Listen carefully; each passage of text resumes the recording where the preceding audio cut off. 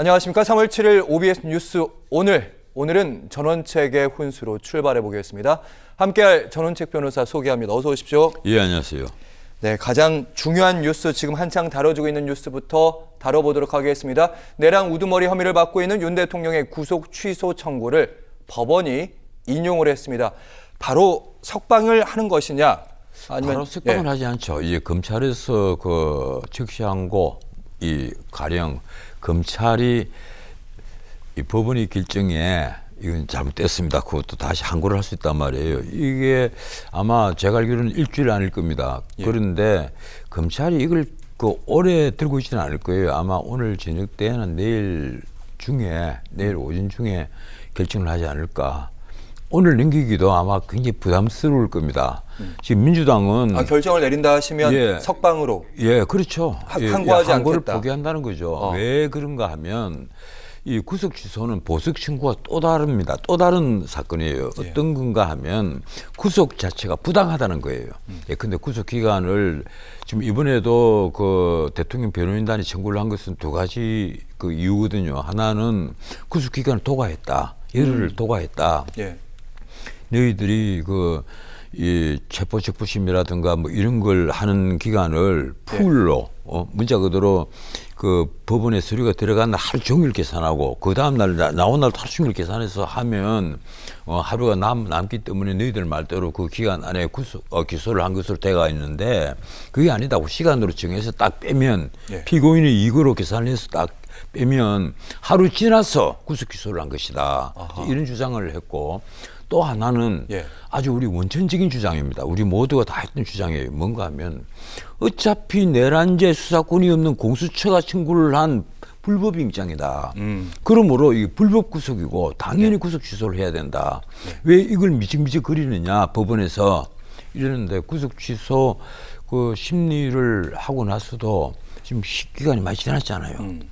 그런데 오늘 구속 취소를 했는데 이게 또 어떤 문제와 연관이 돼가 있는가 하면 헌법재판소가 지금 평의 중이란 말이에요. 예. 헌법재판소에는 법에 가령 탄핵소추안을 인용을 해서 파면을 할 때 보이지 않는 또 하나의 요건이 있습니다. 예컨대 헌법을 위반했다라든가 법률을 위반했다라든가 이런 것 외에 뭐가 있는가 하면 그 위반의 정도가 파면에 이를 정도로 중대한 것이냐 하는 문제가 있단 말이에요. 예컨대 윤 대통령이 비상계엄을 선포한 것이 지금 민주당이나 이재명 대표가 이런 사람들 막 주장을 하는 대로 헌법을 위반한 내란죄 혐의가 있다. 중대한 법률 위반이다. 예, 그래서 내란죄 혐의가 있다고 합시다. 예. 칩시다. 그렇게 칩시다. 예. 치더라도 헌법재판소가 마지막으로 하나 판단을 해야 될 것은 뭔가 하면 그렇다 한다 하더라도 그것이 윤석열 대통령을 파면에 이르게 할 정도로 중대한 혐의냐 하는 거예요. 그 부분은 전 변호사님, 예. 헌법재판소 탄핵 심판까지는 저희가 잠시 후에 좀 아니 잠깐만 이게 왜 연결이 돼가 있으니까 제가 드린 얘기인데 그러시겠어요? 그 얘기 왜 듣겠습니다. 지금 중요한 거 하면 인신을 구속을 시켜놓잖아요. 그러면 헌법재판소에서 보기는 어떻습니까? 윤석열 대통령을 내란죄로 구속을 시켜두었다. 그리고 구속 취소를 청구를 해도 풀지 않고 있다. 이걸 보아서 우리뿐 아니라 일반 법원에서도 여전히 윤 대통령은 내란죄 중죄인으로 지금 다루고 있는 것이 맞다. 그렇다 그러면 이쪽에도 파면에 이르게 될 정도의 중대한 위법성이 있다고 볼 수밖에 없다. 이런 결론이 나온단 말이에요. 예. 그래서 헌법재판소 평의에도 영향을 미칠 수밖에 없는 것이에요. 아하. 이 구속 상태로 두느냐 안 두느냐는. 구속을 하고 예. 있다는 것은 내란 혐의의 가능성을 짙게 만드는 거니까. 단지 이 윤 대통령 구속이 불법이냐 아니냐 이걸 넘어서서 그런 의미가 있단 말이에요. 이해했습니다. 그래서 윤 대통령을 사실은 이번 주 안에 구속 취소를 하느냐 안 하느냐는 우리 모두가 주시를 하고 있는 관점이었습니다. 만약에 구속 취소를 하지 않으면 이거 거대한 사법 커넥션이 있는 것이 아니냐. 솔직히 말해서 저는 이런 주장을 하고 있습니다. 윤 대통령 입장에서는 오늘 구속 취소가 결정이 법원에 났다는 거는 청신호가 켜진 거다. 만일 오늘 구속 취소가 결정 안 됐다면 불리한 또 신호였던 거잖아요. 그렇죠. 예. 이 청신호도 청신호일 뿐 아니라 이제 비로소 정상적인 평의를 할 수 있게 되었다. 저는 그렇게 봐요. 알겠습니다. 예. 전 변호사님, 저희가 서울중앙지법의 이 구속 취소에 대해서 좀 더 깊이 좀 다뤄보도록 하겠습니다. 아까 그 두 가지 얘기하셨는데 하나는 시간을 넘어서 그러니까 구속 기한이 지났는데 구속을 해버렸다. 예, 구속 쉽게 기간이 말하면 통과됐다는 거죠. 맞죠. 예. 예. 검찰이 그러니까 3일 정도 좀 시간을 끌었잖아요. 구속 연장한다 안 한다. 그러면서 구속 기한을 넘겨버린 부분은 판단을 정확히 했습니다. 이제 변호인단 쪽에서는 이틀이 통과됐는데 왜 석방을 안 시키느냐. 그래서 구속 취소를 청구하겠다고 얘기를 했단 말이에요. 예. 네, 그 부분 이제 서울중앙지법의 지규현 판사가 일단 구속 기한이 넘었는데 그때까지 안 풀어줬다. 피의자에게 불리한 행위였다. 이런 부분은 확실히 판단했는데 두 번째 부분. 공수처의 수사권이 있느냐 하는 부분은 지규현 판사가 정확하게 판단을 하지 않았어요. 변호인의 주장은 알겠는데 얘기를 안 해요. 변호인의 주장은 이제 있는데 그 부분에 대해 주장했는데 이거 대법원에서 판단도 안 내렸고 명확한 규정이 아니, 없다. 이게 왜 판단을 하지 않는가 하면요. 예. 이 오동훈은 그 공수처장 오동훈은 국회에 나와서 아주 당당하게 얘기를 합니다. 우리는 예. 직권남용 수사권이 있다. 그리고 직권남용 수사권에 관련되어서 우리가 내란죄 수사를 한 것이다. 이렇게 얘기를 한단 말이에요. 그런데 사실은 직권남용은 재직 중인 대통령은 소출을 할 수가 없습니다. 그래서 사실은 수사를 해서도 안 되는 거예요. 수사를 할 필요도 없고 뭐 소출만 못하는 뿐이지 수사는 할 수 있지 않느냐. 뭐 그런 이런 있습니다. 얘기를 왕왕하는 분들이 예. 있는데 그것도 또 지나친 그 경강부회고 그 말이 안 되는 얘기예요. 예. 소출할 수 없는 걸 수사를 왜 해요? 근본적으로 직권남용에 연관되어서 내란죄로 수사를 할 수 있다 얘기가 제일 처음에 한 사람이 누구냐 하면 서울중앙지검입니다. 맞습니다. 예. 예, 거기서 먼저 그런 얘기를 했단 말이에요. 그렇던 걸로 기억해요. 검찰이 먼저 얘기를 한 거예요. 이러니까 검찰도 지금 꿀먹은 벙어리가 돼서 가만히 있는 거예요. 그래서 이 부분에 대해서 만약에 그 지규현 부장이 그거 공수처에 내란죄 수사권 없는 거 아니냐. 그건 뭐 명문상 명백하니까. 없는 거 아니냐라고는 하지 않았고, 예. 아니 글쎄 의문이 있다. 없는 거 아니냐. 첫 번째, 그러니까 시간을 확실히 넘겼다. 예, 이래가지고 판단했는데. 그걸 만약에 네. 그걸 이유로 구속 취소를 곧장 했다면 그동안에 그럼 당신은 왜 눈 감고 있었냐. 당장 이런 말이 돌아온단 말이에요. 그리고 이 불법 구속에 가담을 한 사람이 너무 많은 거예요. 서부지법원에 영장을 발부한 차은경 부장판사도 연관이 되어버리고 또 하나 체포적부심했을 때 기각을 시켜버린 서울중앙지법의 판사도 역시 문제가 되는 거예요. 그래서. 단독 판사지만 문제가 예. 된단 말이에요. 예. 이러니까 지규현 부장이 거기에 대해서 함부로 이게 걸려있는 사람, 걸려있는 어떻다 말을 판사들이 하기가 많으니. 좀 그럴 거예요. 워낙 연관된 사람이 많단 말이에요. 그래서 우리가 보기에는 너무나 이게 명백한 걸 이렇게 하는 것은 거대한 커넥션이 있는 것이 아니냐. 사법부에도 우리가 이런 주장까지 했습니다. 예. 하도 답답하기 때문에. 그래서 제가 드리고 싶은 말씀이 이런 겁니다. 말 그대로 그 부분에 두 번째 부분은 명확하게 판단하지 않았기 때문에 피의자의 방어권을 좀 더 유리하게 해석하는 부분으로 석방은 결정했지만 검찰도 어쨌든 구속 상태에서 기소를 한 마지막 결정자란 말이죠. 모두 다 책임자가 돼 있는데 여기서 그냥 즉시 항고, 그러니까 항고를 이 절차를 밟지 않고 바로 포기해 버릴 것인지 저는 그렇게 안 보여요. 항고를 하면요, 예. 그 법조인 아닙니다.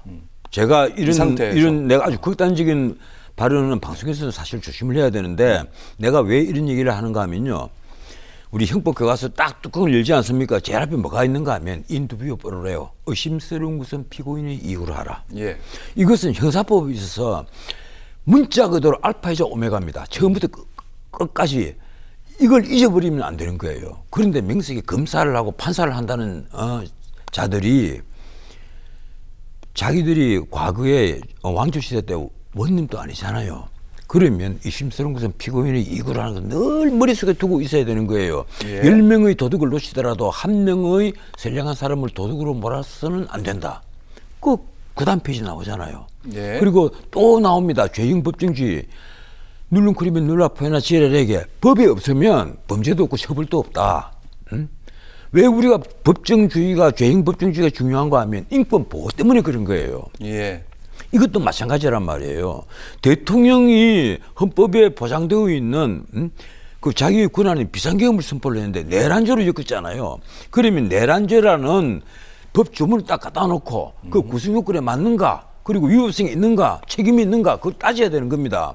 그런데 그 아주 기본적인 거, 이 죄형 법정주의에 있어서 가장 기본적인 이 원리 이걸 제대로 이번에 따져본 사람이 법관이나 검사 이 연관된 그 사람들 중에 예. 그 수많은 법관 검사들 중에 몇 명이나 되겠냐는 거예요.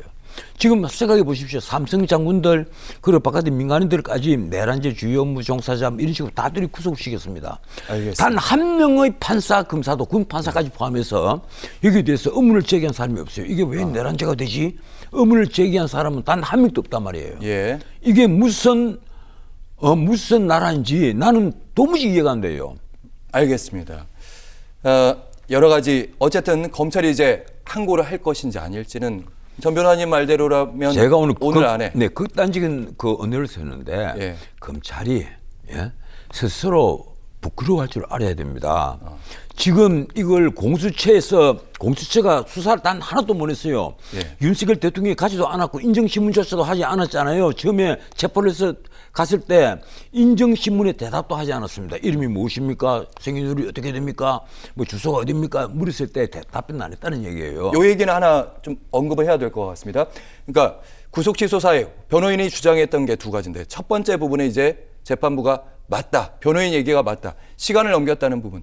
검찰이 이렇게 3일 정도 시간을 끌어서 결국은 첫 번째 판단이 예. 돼서 맞다고 한 건데 이 부분에 검찰에서 결정을 할 때 심우정 검찰총장이 당시 뭐 예, 고위 검찰 간부 다 불러가지고 지검장 얘기했거든요. 처음에는 예. 고검장도 다 소집하고 네. 나중에 그 지검장까지 다 소집해서 도망간 거죠. 네, 그 심우정 검찰총장을 폄하할 생각은 전혀 없는데 그건 심우정 검찰총장이 외롭게 결정을 해서 수사 지휘를 해야 되는 거예요. 그런데 그렇지 않고 전국 검사장 회의 다 소집하고 그 검사장 회의의 결과 어떤 결과가 나왔습니까? 검찰총장님 알아서 하세요. 이랬단 말이에요. 거기서 어떤 결정이 나온 게 아니에요. 총장님이 알아서 하십시오. 이러니까 또 그걸 붙잡고 있다가 그러면 기소하자. 솔직히 말해서 어쨌든 그때 예. 제가 보기로는 그렇습니다. 심우정 총장은 올곧은 법조인의 길을 포기했다. 지금 그렇게 봐요. 어쨌든 그때 심우정 검찰총장이 지검장들 모아가지고 했기 때문에 그러니까 검찰 전체 종합적인 판단이라고 당시 기소는 생각해 볼 수, 구속 기소는 생각해 볼 수. 그래서 항고를 하지 않을까. 네, 나중에요. 이게 세월이 지나면 한 50년 뒤에 국사책이 어떻게 기록될 것 같아요. 이번의 난은 이게 민주당의 난으로 기록될 수도 있겠지만 검찰의 난, 공수처 오동훈의 난 이런 식으로 기록될 가능성이 굉장히 높습니다. 저는 그렇게 봐요. 알겠습니다. 이번에 그 윤석열 대통령이 한 비상계엄 선포를 내란죄로 몰아간 것. 예. 이게 허영 교수님 같으신 분이 말이 안 된다. 통치권자가 비상대권을 국가 긴급권을 행사한 것을 어떻게 내란죄로 의유를 하느냐. 그런 전례가 없다. 석하께서 그런 말을 하는데도 예. 일고의 여지 없이 다 차버리고 내란죄로 의유를 하고 내란죄 프레임 갖다 덮어 씌웠단 말이에요. 그 씌운 것이 곽종건의 증언하고 홍 장군의 메모입니다. 예. 그거 가지고 내란죄 프레임을 씌웠는데 나중에 이것이 만약에 오염됐다는 것이 다 증명이 되면 책임져야 될 사람은요 따로 있습니다. 그때는 윤석열이 난이 화살표가 딱 돼서 다 돌아가요. 그것이 자칫 잘못하면 이 예. 프레임을 덮으시는 민주당이 난이 될 수도 있고 검찰총장 심우정이 잘못 판단했기 때문에 검찰이 난이 될 수도 있고 예. 또 혹은 공수처 오동훈이 난이 될 수도 있습니다. 알겠습니다. 저희 그렇게 봐요. 곽종군 사령관에 관련된 진술은 저희가 잠시 후에 살펴보게 될 텐데요. 빨리 시간을 좀 보내야 될 것 같습니다. 한국갤럽의 여론조사부터 오늘은 살펴보도록 하겠습니다. 정당 지지율 먼저 살펴보시죠. 오차범위 내에 있긴 하지만 민주당이 소폭 올랐고요. 40%, 국민의힘이 36%. 예. 진보 보수 모두 결집하면서 조국혁신당이 2%, 개혁신당은 2%, 무당층은 한 20% 정도 있습니다. 오늘 나온 조사 결과 그리고 윤 대통령의 탄핵에 대해서 어떻게 생각할까요? 바로 관련 질문들. 지금까지 계속 몇 주째 이어지고 있습니다. 6대 3.5의 비율로 찬성이 60, 그리고 반대가 35. 예. 보니까 이제 헌법재판소가 지금 일정을 다음 주는 다 비웠더라고요. 다음 주 금요일에 선고가 나지 않을까? 다음 주 금요일까지 이제 뭐 비워놨죠. 그래서 아마 한 17일까지 비워놓는 거 그럴 겁니다. 맞아요. 그래서 예. 14일 이 다음 주 금요일인데 14일이 아마 D-Day가 될 가능성이 많다. 이런 예측들이 있는데 지금 다들 촉각을 곤두세우고 있죠. 과거와 달리 헌법 그 연구관들이 숫자가 많이 늘어났거든요. 비법률가들도 많이 있습니다. 이러다 보니까 뭐 지금 헌법재판관에 누구는 각하 의견이다. 누구는 또 기각 의견이다. 그리고 4명은 확실한 인용 의견이고 1명은 아직까지 의사표시를 하지 않는다. 뭐 등등 온갖 그 루머가 막 나무를 해요. 맞아요. 그런데 예. 일단 마흔역 그 후보자 임명에 대해서 전혀 맞자도 못 꺼내게 말을 안 하고 있다가 왜 그런가 하면 변론 갱신 절차가 엄청나게 많이 걸린다는 걸 알기 때문에 안 하고 있다. 느닷없이 마흔역 문제가 다시 등장을 한 걸로 봐서 5대3이 바뀌지 않고 있는 것 아니냐 이런 이제 추측이 많이 돌았는데 또 모르겠습니다. 지금 들리는 얘기로는 가령 이 조중동 중에 어떤 신문이 지금까지 가장 극렬하게 좌파 신문보다 예. 더 심하게 윤 대통령을 맹폭하고 그냥 이건 탄핵을 해서 파면시켜야 된다는 식으로 내란수계라는 식으로 바로 비상계엄 직후부터 지금까지 계속 일관된 논리를 펴고 있다가 일반적으로 동아일보라고 해석합니다. 변호사님 얘기가 아니고요. 아니 일반적으로. 예. 그러다가 오늘 아침에 산의 칼럼에 정반대의 의견이 나온 거예요. 정반대의 의견이 이 탄핵이 이렇게까지 너무 좀 심한 것 같다 하는 그런 산의 칼럼이 나왔단 말이에요. 지금 그리고 이 언론의 그 여러 가지 걸 보면 지금 많이 바뀌고 있어요. 풍향이 많이 바뀌고 있는데 저는 그렇게 생각합니다. 이게 박근혜 대통령 때는 그 최순실의 태블릿 PC 사건이 터지고 나서 거의 9월 말이죠. 2016년 9월 말에 9월 24일인가쯤 될 겁니다. 제 기억이 맞다면 저도 그때 앵커를 할 때인데 딱 터지고 나서 그 JTBC에서 밤에 터뜨리는데 예. 그러고 나서 그 다음에 이제 막 돌아가는 게 이게 박 대통령의 지지도가 땅에 쳐박고 그것이 탄핵 파면되는 날까지 그대로 유지가 됩니다. 근데 이분은 그렇지 않아요. 이번엔 윤 대통령의 지지도가 계속 올라와서 윤 대통령 개인 지지도를 따로 조사를 한 뭐 여론조사를 보면 그건 ARS 조사입니다만은 예. 50%를 넘은 곳도 심지어 나왔단 말이에요. 이러니까 아마 그게 공정이라는 여론조사일 거예요. 맞아요. 기억나요. 예. 그랬으니까 일반적으로 거의 한 6대4 개인적인 여론조사를 보면 가령 지금 탄핵 찬성이냐 반대냐 갤럽은 60대 35인데 예. 이번에 그 찬성이 1%또 1%포인트 올랐어요. 그런데 지금 MBS는 56대 37 거의 비슷비슷해요. 예. 그러니까 30% 후반대가 반대를 하고 있다. 이러면 사실은요. 그동안에 여론으로 수없이 몰매를 때린 데 비하면 엄청 올라온 겁니다. 그리고 전 변호사님, 예. 저 반론 한 번만 드리겠습니다. 예, 반론. MBS 여론조사 얘기하셨으니까 예. 37% 정도가 이제 목요일에 나온 여론조사 결과 예. 37%가 탄핵이 되면 안 된다 이렇게 얘기를 하는데 그러면 선생님은 탄핵이 뭐 직무복귀가 가능하다고 뭐 전망하십니까? 이렇게 물어보면 한 37%가 10% 정도 빠집니다. 한 28%만 네, 복귀할 그래요. 것이다. 예. 이 말은 최근에 언론의 분위기는 이거 잘하면 복귀하실 수도 있겠는데 이런 기대를 가질 수 있다는 말씀하셨는데 지금 우리 국민들이 원하는 것은 그래요. 지금 당장 조기 대선 60일 뒤에 조기 대선을 해갖고 가령 이재명이 대통령이 되면 좋다 하는 사람은 또 한 30%밖에 안 되는 거예요. 쉽게 말해서 국민들이 원하는 것은 차제에 이왕이면 조금 시간적 여유를 가지고 그 개헌도 하고 이래서 다시 정상적인 국가 통치 구조로 가자. 지금 이번에 5년 단임제는 이제 할 만큼 해봤는데 좀 지나치다. 이것이 일반적인 국민 여론이라고 합니다. 이러니까 예. 지금 여야에서 원로들이 다 모여가지고 개헌에 동의해라. 근데 딱 동의하는 사람이 한 사람 있어요. 그게 바로 이재명 대표입니다. 절대 동의하지 않죠. 권력이 바로 자기 눈앞에 와 있는데 그리고 한번 생각해 보세요. 지금 공직선거법 위반 곧 선고납니다. 예. 그런데 선고나더라도 대부분까지는 또 3개월 정도 시간이 있잖아요. 이러니까 그 안에만 대선이 치러지면 자기는 언제든지 모든 자기 사법 리스크를 탈탈 털 자신이 만만한 거예요. 아, 나한테 5년간이나 시간이 주어지는데 내 사법 리스크 다 틀어버린다. 응?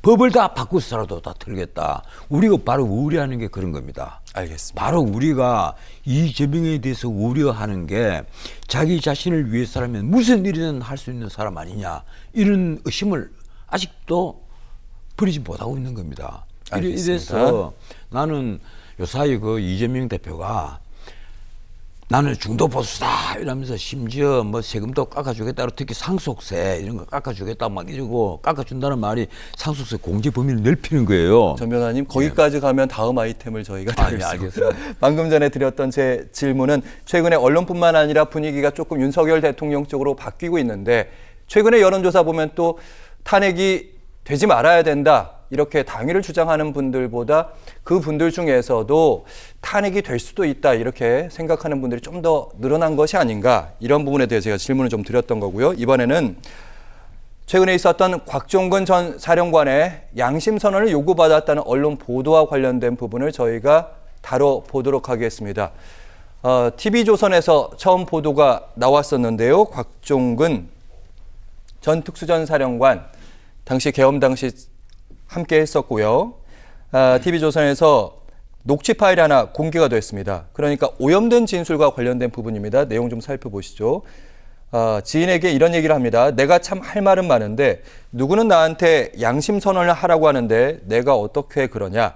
내가 살려면 나보고 양심 선언 하라는데 그런 압박을 받았다. 그런 통화를 했다. 이런 얘기 하는 거고요.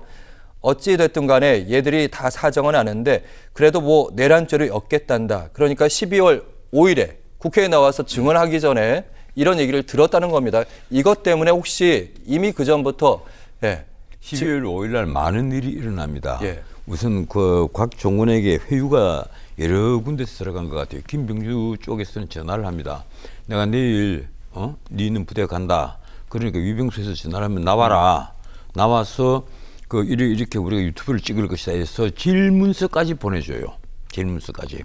거기에 대해서 답변까지 아마 나는 조율이 됐다고 봅니다. 예. 뭐 어떻든 그렇게 하고, 그런데 이제 이 곽종근이 명색이 이마에 배를 새겨놨다는 사람이 일부에서는 나중에 문제가 되니까 뭐 고등학교 때 친구다 이런 말도 있고, 또 다른 쪽에서는 뭐 정치 쪽에 있는 지인이다 이런 말도 있고, 뭐 누구에게 했는지 나중에 수사를 해보면 명확히 나오겠습니다만 그 TV조선에서는 아마 알고 있을 거예요. 그 녹취 파일을, 녹음 파일을 입수를 했으니까. 그런데 저도 조금 들은 바는 있습니다만은, 그런데 어떻든 여기에 전화를 걸어서 저 직접 목소리를 들어보면 실감을 합니다. 이게 무슨 말인가 하면, 예. 말이 양심 선언이라는 단어지, 사실은 야, 너 빨리 우리 편에 붙어갖고 우리 시키는 대로 말 다 해. 우리 시키는 대로 이거 말이야, 윤석열이가 내란을 일으킨 거야. 국회에 이분들 다 끌어내라. 국회 문 부수고서라도 다 끌어내라. 전 변호사님, 혹시 양심 선언을 하라고 한 쪽이 민주당 쪽 관계자가 아닌가 이렇게 의심하시는 거죠? 아니, 의심을 하는 게 아니라 민주당 쪽 아니면 누가 양심 선언을 하라고 그러겠어요. 아무래도 안 그러면 뒤에 말이 나오잖아요. 안 그러면 넌 내란죄로 엮어버린다. 근데 이거 내란죄로 엮겠다는데 이거는 자기가 신문 기사를 통해서 알았던 거고. 아니죠. 여기 얘기만 들어주십시오. 저는 녹음 파일 직접 목소리를 한번 들어보세요. 연관된 목소리를 들어보면 당장 알 수가 있는 거예요. 너 까불면 내란죄로 엮인다. 가만히 있으면 너 빨리 양심 선언하고 이쪽에 붙어. 이 얘기예요. 그걸 달리 해석한다 그러면요, 그거는 말이 안 됩니다. 그 삼척 동자도 알 수 있는 거예요. 들어보면. 예. 자, 이래서 울먹이면서 얘기를 한단 말이에요. 그러면서 자기는 또 하나 있습니다. 이 곽종근을 뭐랄까 회유하는가 하면, 자, 변호사 돼주겠다. 그리고 공익 제보자 만들어주겠다. 이 얘기예요. 쉽게 말하면 너 살길 튀어줄게.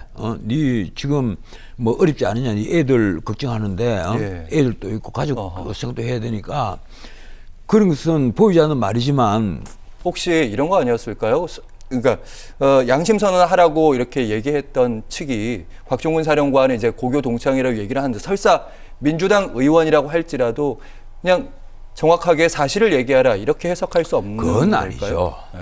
정확한 사실을 얘기하라든지 이런 식이요. 이건 가령 이 일이 미국 같은 선진 민주주의에서 벌어졌다면요, 관련자들 국회의원이더라도 이미 체포가 다 됐을 겁니다. 처벌받을 일이다. 당연히 사법방해죄죠. 예. 사법방해죄고 중요한 증인들이 증언 직전에 오임을 다 시켜버렸단 말이에요. 내가 이 곽종근의 증언이 12월 6일 날 나오고 제가 12월 7일 날 8일 날 뭐 라디오 방송 같은 걸 했어요. 내가 이건 오임된 증언입니다. 예. 이 오임된 증언이기 때문에 이 증언을 곽종근의 증언을 근거로 내란죄를 더 씌우려다가는 나중에 반드시 부메랑이 돼서 돌아올 겁니다 하고 내가 말씀을 드린 적이 있습니다. 예. 근데 지금씩 그렇게 되는 거예요. 쉽게 말하면 곽종근의 증언은요, 이 헌법재판소 아마 재판관도 이 문제를 놓고 지금 서로 간에 그 열띤 토의를 벌이고 있을 겁니다. 뭔가 하면 곽종근의 증언뿐 아니고 요 앞에 또 홍장훈의 메모 그 버전 4, 네 번째 버전입니다. 이게 보면 지른기와 기억하는 글씨가 있어요. 예. 이 글씨가 박선훈의 글씨와 일치하는 것으로 추정이 된다 하는 국과수에 35년이나 근무를 한 필적 감정가가 감정을 한 감정서가 공개가 됐단 말이에요. 그게 이제 믿어보시라는데 변희재 대표가 감정을 해와서 언론에 공개를 했는데 예. 그걸 제대로 지금까지 다룬 곳이 없어요. 메모도 조작된 증거 아니냐. 그런데 권영세 대표가 이제 이번에 언급을 했더라고. 예. 메모에 이어서 곽종근의 증언도 오임된 것으로 보인다. 당연히 오임된 거죠. 이미 곽종근이 그 박범계 부승찬 앞에 앉아있는 사진이 공개가 됐잖아요. 네. 그리고 그 앞에 김병주 유튜브에 김병주와 박선훈 사이에 앉아서 울먹이면서 제일 먼저 하는 말이 요원을 빼내라. 그 지시 뭐 이러는데 국회의원을 빼내라고? 유도된 예, 질문이었다. 박선훈이가 얘기를 했단 말이에요. 이러니까 김병주가 국회의원을 끌어내라는 지시를 받았습니까? 이렇게 묻습니다. 예. 완전히 오임을 시키는 현장이 그대로 유튜브에 방송이 된 거예요. 전 변호사님, 뭐 홍장훈 메모도 그렇고 마무리 질문입니다. 짧게 드리겠습니다. 홍장훈 메모도 그렇고 곽종근 사령관 진술도 그렇고 그게 두 개가 없을지라도 체포 명단이 있었고 의원들은 끌어내라는 지시를 우리가 받았다는 부하 그 대령 생각해 보십시오. 그 두 짧게 사람이 정언이 없었을 때 과연 윤석열 대통령 탄핵 소추안이 통과됐을까요? 가령 한동훈은 당장 윤 대통령이 쫓아가서 나를 왜 체포하라고 했습니까? 하고 대에 들었다고 합니다. 예. 그런데 한동훈 개가 반란을 일으킬 수 있었을까요? 못 했을 겁니다. 윤 대통령 탄핵 소추안이 일단 국회를 통과할 수가 없었을 겁니다. 가장 결정적인 첫 번째 증언이었다. 통과는 표결 불승립이라는 말도 안 되는 말을 한 거예요. 그 예. 자체도 위법이에요. 한번 192명이 그때 투표를 했잖아요. 그 자체로 부결이 된 겁니다. 부결이 됐단 말이에요. 예. 그래서 일사부재리 원칙에 의해서 두 번째 탄핵소추안은 다음 회기 때나 올려야 되는데 이번에 같은 회기 안에 또 올렸단 말이에요. 그렇다 그러면 이번에 각하 의견을 지금 주장하는 헌법재판관 있다는 내가 얘기는 듣고 있어요. 그분이 지금 주장하는 것이 이거 일사부재리 이번 원칙을 벗어난 거다. 탄핵 심판도 절차상 문제로 예. 그럴 수 있다. 그래서 알겠습니다. 각하해야 된다. 이런 주장을 하고 있다고 저는 알고 있습니다. 알겠습니다. 사실 오늘 준비한 게 많았는데 구속 취소 결정이 나오면서 워낙 큰 뉴스라 깊이 다뤄보았습니다. 전원책 훈수, 전원책 변호사 함께했습니다. 고맙습니다. 네, 고맙습니다.